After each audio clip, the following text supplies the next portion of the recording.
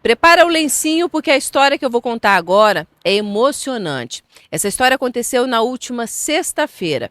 Ela tem a ver com a Ana, com a gente do Misturebas, comigo e com o Fábio, e com um senhor que estava em situação de rua aos 58 anos. Ana, você estava trabalhando aqui na imobiliária, em Indaial, e este senhor entrou, né? Como é que foi esse primeiro contato? Boa tarde. Boa tarde. Então, esse senhor, ele entrou aqui na Especial Imóveis. Ele foi atendido primeiramente pela uma outra corretora. Eu ouvi a conversa deles, saí da sala de reunião e vim ver o que, né, poderia estar ajudando. Então, esse senhor, ele estava pedindo ajuda, estava pedindo dinheiro, comida, né? No momento, ninguém tinha dinheiro em mãos, mas eu ofereci para ele já um café, que tínhamos o café ali, tínhamos uma cuca aqui na imobiliária, então já tratei isso ajudando ele dessa forma. E nesse meio tempo eu fui conversando com ele, tentando entender por que ele estava pedindo dinheiro, de onde ele era, por que ele estava nessa situação, né? Então ele foi me falando.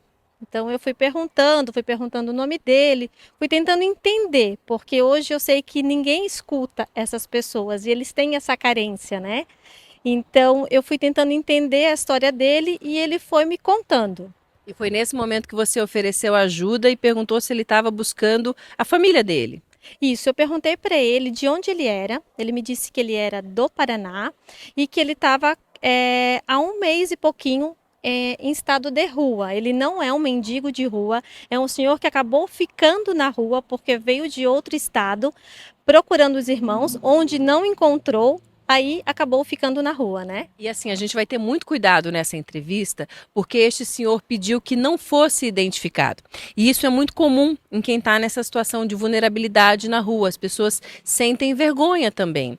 Então a gente vai respeitar e até alguns detalhes da história dele a gente também não vai falar.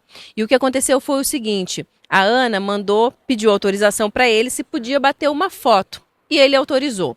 Então essa foto foi enviada para o Misturebas, né? O Fábio, percebendo a urgência, já publicou a foto e em cerca, Ana, de 20 minutos a família dele entrou em contato. Só que aí veio um desafio. A gente precisava encontrar este senhor para dar a boa notícia. E aí vocês vão ver o que aconteceu. Nós fomos em busca aqui em Indaial de encontrar este senhor para dar a boa notícia de que a família dele tinha sido encontrada. Então eu e o Fábio do Misturebas rodamos em alguns pontos e a Ana, junto com outra corretora, também percorreram, né, alguns locais.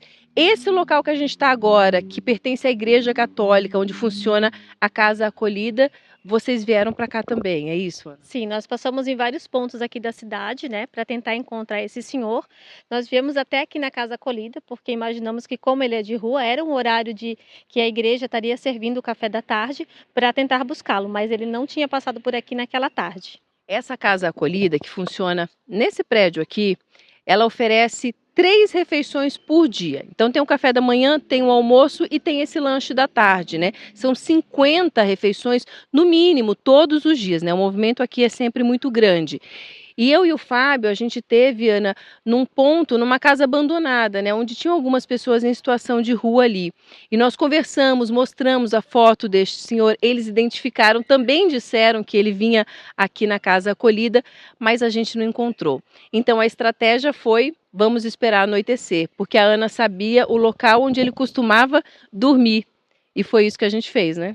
Exatamente. Ele tinha me passado onde ele costumava dormir, porque como foi na sexta-feira, era um dia chuvoso na parte da manhã, eu ofereci para ele também um casaco.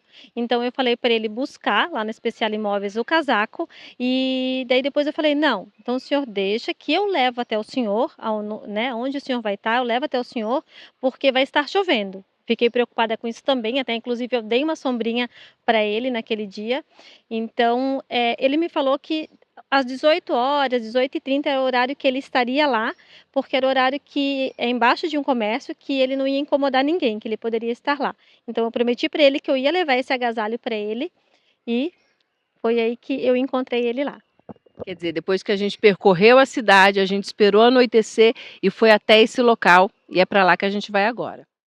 A Ana encontrou o senhor aqui na Travessa Santos, no bairro das Nações. Aqui funciona uma loja de imóveis e era embaixo dessa marquise que ele estava dormindo há quase 2 meses. Exatamente nesse cantinho aqui. Então ele colocou um papelão, alguns funcionários da loja cederam um cobertor e assim ele ficou. Ana, chega aqui para mim. Como é que foi esse encontro? Você veio, você deu um casaco e conversou um pouquinho mais naquela noite, né? Isso, eu tentei conversar um pouco mais com ele, tentei dar um conforto para ele, uma conversa, né? Tentando dizer para ele que a gente iria encontrar a família dele, para ele, né? Perguntei se ele estava com fome também. Ele ficou super contente com o agasalho, porque ele só estava com o casaco do corpo. Então, prontamente, como estávamos eu e o pessoal do Misturebas procurando por ele já na parte da tarde e não tínhamos encontrado, então prontamente já liguei para o pessoal do Misturebas dizendo que estávamos aqui, que eu tinha encontrado ele e já solicitei que eles trouxessem um lanche para ele, para que eu não deixasse ele aqui sozinho, né? E foi o que aconteceu. A gente veio, estava muito frio, ele estava, né, com teu casaco, estava com coberta, ventava muito naquela noite e a gente trouxe um lanche e a gente conversou um pouco mais, né? E ele contou um pouquinho mais da história dele. Eu não quero dar muitos detalhes, até porque como a gente mora numa região de cidade pequena, também para que não seja identificado, vamos respeitar a privacidade. Mas é interessante que este senhor, de aparência muito frágil, muito magro, que está com a saúde debilitada, ele foi parar na rua em função de problemas familiares. E os problemas familiares, Ana, são a principal causa da situação de rua. Ela é apontada por 44% das pessoas que estão na rua, segundo o CadÚnico, que é um cadastro do governo federal para todo mundo que recebe algum benefício. Então aqui ele conversou com a gente e ele disse que ele está para receber um benefício e quando ele receber, ele espera conseguir ajeitar a vida e não passar mais por essa situação, né, Ana? Isso, exatamente. E nessa questão até que ele comentou comigo que ele vai receber o primeiro benefício dele, ele até mencionou que ele não dormia em qualquer lugar, porque tinha outros moradores de rua, como ele era, que nem a gente comentou, ele não era um mendigo de rua, ele passou por 2 meses como morador de rua. Então, os moradores de ruas, literalmente, da cidade de Indaial e outras cidades que estão aqui, estavam perseguindo ele, foi o que ele me passou, que estavam perseguindo ele para pegar roupas que ele tinha, coberta que ele acabou ganhando, né? Então, ele acabava ficando aqui nesse cantinho para que ninguém pudesse incomodar ele, nesse sentido de querer tirar as coisas que ele tem. Até, inclusive, comentou que o pessoal tentou roubar ele porque ficaram sabendo que ele ia receber esse primeiro benefício. Olha só, ele contou dessa situação, né? E nesses 2 meses, quase 2 meses na rua, ele passou medo, né? Medo de ser assaltado. Ele passou fome porque o local onde ele se alimentava não abre nos fins de semana, nem feriado. Então, final de semana era dia de fome, né? E passou frio. E é importante a gente falar essa questão do benefício, porque a situação de rua, ela é atravessada pela desigualdade social, né? Uma das marcas é a extrema pobreza. Então, pessoas que têm problemas familiares, mas têm condições financeiras, dificilmente vão parar nas ruas. Até pode acontecer? Pode, tudo pode acontecer, mas não é a regra, é uma exceção. Então, a marca é realmente a extrema pobreza. E eu achei interessante, Ana, daquela conversa, que outra marca da situação de rua é a invisibilidade, né? As pessoas se sentem invisíveis. E quando eu perguntei para ele sobre o encontro de vocês, ele me disse o seguinte, ele falou, ela olhou para mim, ela não desviou o olhar, porque todo mundo passava por mim e desviava o olhar, mas ela olhou e ela não parou de olhar. E eu olhei também, né? Ele falou isso. E no momento em que você olhou para ele, você escolheu se importar com ele. E em função disso, hoje ele está com a família, né? Eu não quero romantizar a situação, porque a gente ainda não sabe como vai ser o futuro, né? Ele ainda está numa situação de vulnerabilidade, a gente não sabe como é que foi esse reencontro com a família, a gente está monitorando, por enquanto está tudo bem, mas foram 20 anos sem estar com a família. Então, as funções, a questão financeira principalmente, a gente ainda não sabe. Existe uma situação de risco, mas a gente espera que termine tudo bem. E se terminar tudo bem, você sabe que é em função do teu olhar de carinho e de gentileza. Queria saber como é que você se sente em relação a isso e essa escolha, assim, de se importar com o outro.